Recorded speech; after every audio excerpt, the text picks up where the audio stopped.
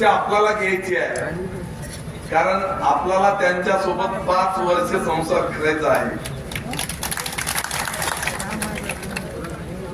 कोण बिनकामाचा कोण कामाचा याची परीक्षा, याची निवड आपल्याला करायची आहे. आपल्या तालुक्यात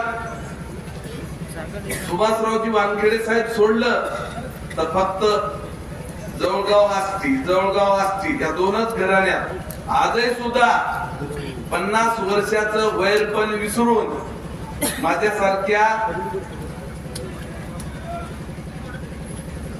सर्वसाधारण माणसासाठी एका गाडीमधून फिरत आहेत.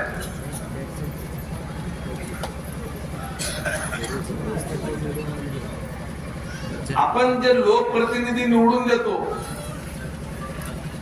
त्यांनी खरंच आपल्या समस्या सोडविल्या का?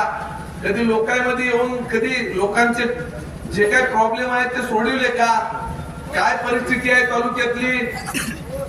एक महिना ट्रान्सफॉर्मर डीपी मिळत नाही.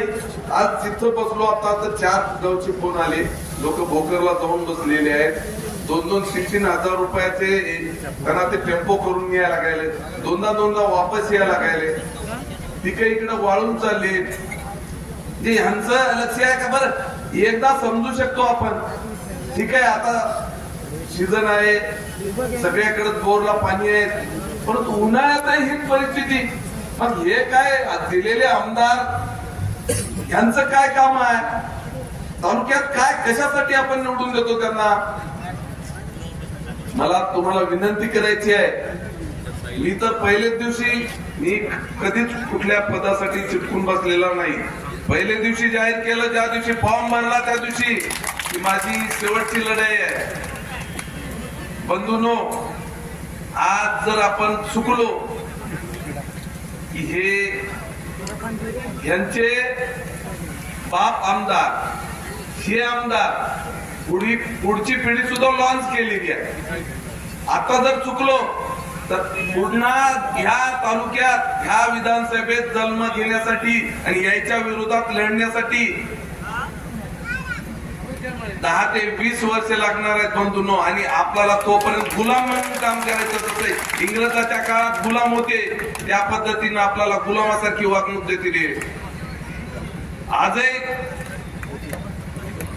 काय परिस्थिती आहे? महावितरणची एमएससीबीच नाही, दुसऱ्या कुठलाही डिपार्टमेंट घ्या, तहसीलची काय परिस्थिती आहे? एकीकडे सेंट्रल गव्हर्नमेंट नरेंद्र मोदी साहेब कोविडच्या काळापासून स्वस्त धान्य मोफत देण्याचा 80% लोकांना मोफत देतात. साधं रेशन कार्ड यांच्याकडून निघत नाही, यांची कुठलीच अधिकाऱ्यावर पकड नाही. पण यांना कशासाठी ठेवायचं? 6-6 महिने. एक काल मला आंबेगावला रात्री आम्ही परवाच्या दिवशी गेलो, एक बाई समोर आली, 8 माणसं त्यांच्या कुटुंबात आहेत. 3 वर्षापासून मोदी साहेब मोफत धान्य देण्याचा निर्णय चालू आहे. मोफत. काँग्रेसनं 50 वर्षात मोफत तर दिलंच नाही, परंतु लोकांना झुलवत ठेवलं. 50 वर्ष यांनी मतदान घेतले, परंतु त्या बाईची व्यथा मी ऐकल्यावर रेशन कार्डावर शेतकरी पडलं तिच्या. म्हणजे कोण टाकलं? तुम्ही का करून देत नाही? 6-6 महिने तर ती बाई चक्र मारते. 1-1 वर्ष 2-2 वर्ष त्या बाईला साधं रेशन कार्ड मिळत नाही. पण हे कशासाठी आहे? लोकप्रतिनिधीचं काम काय? कधीतरी 10 वर्षाच्या काळात त्यांनी विधानसभेत तोंड उघडलेलं बघितलं का हो? कधीच तोंड उघडलेलं नाही 10 वर्षामध्ये या लोकांनी. मग यांना कशासाठी आपणाला पाठवायचं? लोकांच्या प्रश्नासाठी पाठवायचं की कशासाठी पाठवायचं? बंधूंनो, आज आपल्यावर विचार करण्याची वेळ आलेली आहे.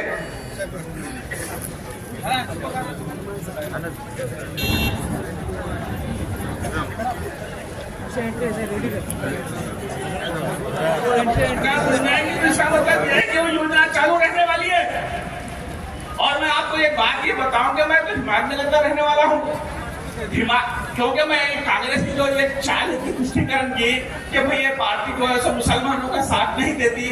अरे गधो और बेवकूफ हो, तुमको ये पता नहीं है कि आज सारे के सारे इस सर्कल के हिम्मतनगर तामसा हथों के सारे मुसलमान बाबूराव कदम और शिवसेना और एकनाथ शिंदे साहब के साथ है।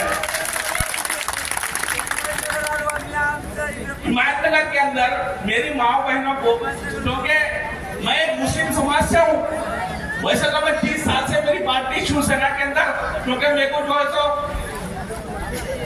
वानखेड़े मेरे को जो है सुभाषराव वानखेड़े का पट्टे के नाम से लोग जानते हैं, क्योंकि 30 साल से मैं और बाबूराव कदम साहब मेरे दोस्त हैं, क्योंकि हमने शुरू से ही मेहनत की है पार्टी के लिए, गरीबों के लिए सेवा। हम अपनी जिंदगी लगभग अर्पण करती है, सेवा करते रहते हैं हमेशा, जब भी कोई लोग परेशानी में आते हैं।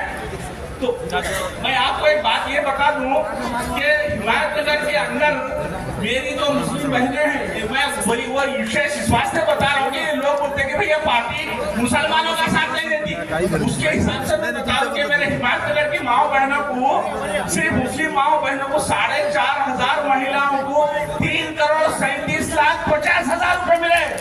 ये है हमारी पार्टी, ये है हमारा नेता, ये है एकनाथ शिंदे साहब मुख्यमंत्री। तो आप अंदाजा लगाओ कि हमारे महाराष्ट्र के अंदर कितने हिंदू, मुस्लिम, सिख, ईसाई, दलित, कितने आदिवासी, कितने बंजारा, ऐसे करोड़ों महिलाओं को पैसे मिले। मेरा मतलब ये खाली मुस्लिम को ही, सभी को मिले, लेकिन मैं एक मुस्लिम होने के नाते और इनकी जो चाल है कांग्रेस वालों की कि भाई ये पार्टी है, ऐसा कुछ नहीं है भाइयों, हम सब एक हैं। और आपको मैं छोटी सी बात बता के अपनी बात को खत्म करूं कि ये हमारे जो उम्मीदवार हैं बाबूराव कदम साहब, ये इनको मैं 30 साल से जानता हूं और इनके बारे में मैं आपको एक बात बताऊं कि 30 साल पहले जब हमारे वानखेड़े साहब, सुभाषराव जी वानखेड़े साहब और हिंगोली मतदार संघ से शिवाजीराव माने साहब खड़े रहे थे, तो उस वक्त हम प्रचार करते थे कदम साहब के साथ मिलके। तो मैं उस वक्त वानखेड़े साहब को एक बात कही थी कि मैं बोला, साहब ये जो हमारे बाबूराव कदम साहब हैं, एक ना एक दिन बहुत आगे जाएंगे, बहुत आगे जाएंगे। तो वानखेड़े साहब ने कहा कि मुख्तार में तुम कैसा पैसा नहीं इनको?